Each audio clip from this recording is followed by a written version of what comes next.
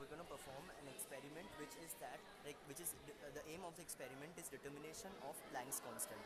So in this experiment, what we are gonna do is we'll plot a graph between the stopping potential and the frequency in the order of 10 to the power 14, and then with the help of the slope and a certain formula, we're going to calculate the Planck's constant.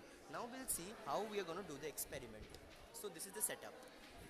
So the setup consists of a light bulb, and this is a light bulb. This is a meter from where we're going to find out the stopping potential. There's certain things. This is we're gonna the light's gonna be reflected. It's gonna be acting as a source. Light's gonna fall here, and then with the help of this meter, we're gonna note down the readings. So there's several parts. There's several parts of, and we also have certain filters available to us. We have like a blue filter, green filter, yellow filter, and these two yellow filters. Okay, and we also have a red filter. So these different filters have different wavelengths. These different filters have different wavelengths, and with the help of it, we're just going to have this table. We're going to have this table with of filter, stopping potential, and frequency. So first of all, let's start the experiment. We're going to start the experiment just with the help of a red filter. Okay. So we'll just switch on the apparatus. The light's gonna fall from the bulb to this place, and it's gonna be falling from here. And first of all, what we need to do here, we are seeing a particular value. Display mode is in the voltage, and we're gonna find we gonna another point. There's a column for light intensity. We're gonna keep the light intensity minimum. We're gonna keep the light intensity minimum. Okay, so it's minimum, and there's a place for current multiplier, and we're going to keep the current multiplier to 0.01.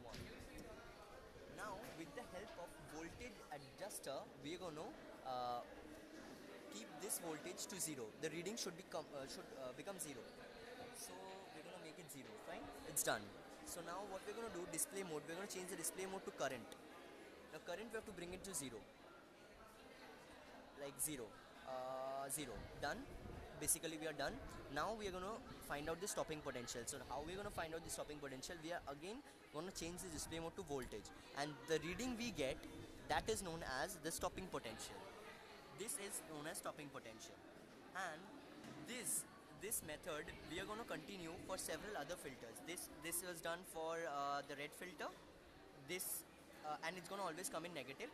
This was done for the red filter, and similarly we're going to do for other filters like yellow and other, like similar process we're going to continue for all the filters. And then what we're going to do, we're going to make the table. We're going to write all the filters name, like red, yellow 1, yellow 2, green, blue.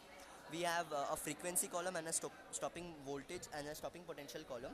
So we're going to take down the reading for red, and we're going to take out the reading and just write it. And this was like, this reading is different from which was shown as it was done earlier, but the process is going to be the same. Okay, so with the help of we are having a frequency column. We're going to calculate the frequency by the formula C is equal to mu lambda. We are going to calculate the frequency with the help of the formula, and then for each and every corresponding wavelength, and we're going to calculate the frequency. Okay, and in this way we're going to find out the table. And the next table, what we are going to do, next table we're going to plot a graph between the frequency into 10 to the power 14 in the order of 10 to the power 14 and stopping potential, and it's going to be a straight line. If we plot, it should be a straight line theoretically. Theoretically it should be a straight line. Frequency and stopping potential. Remember these two column. It should be a straight line. That's it. And that's it. So what's moving to the calculation part? According to this formula of kinetic theory, kinetic energy, we have h nu equals to half mv square plus e mu, e phi, sorry. So half mv square is the kinetic energy, and h nu is the energy of the photons. So from this formula, if we compare this formula with the formula of a straight line, and we can get the slope of this graph. Yeah, so and theoretically the slope of this graph, like we can calculate del y by del x is equal to y2 minus y1. From this graph easily we can calculate the slope of the graph, like y2 minus y1 by x2 minus x1, and by the calculation we come to a conclusion that slope is 0.36.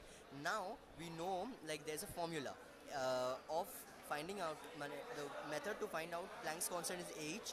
That's Planck's constant. H is equal to Planck's constant. H is equal to E into del Vs by del mu, and this is known as the slope. So basically 0.366 we're going to put it here and multiply it with 1.6 in 10 to the power minus 19. So the value we get is known as the Planck's constant. So this is it.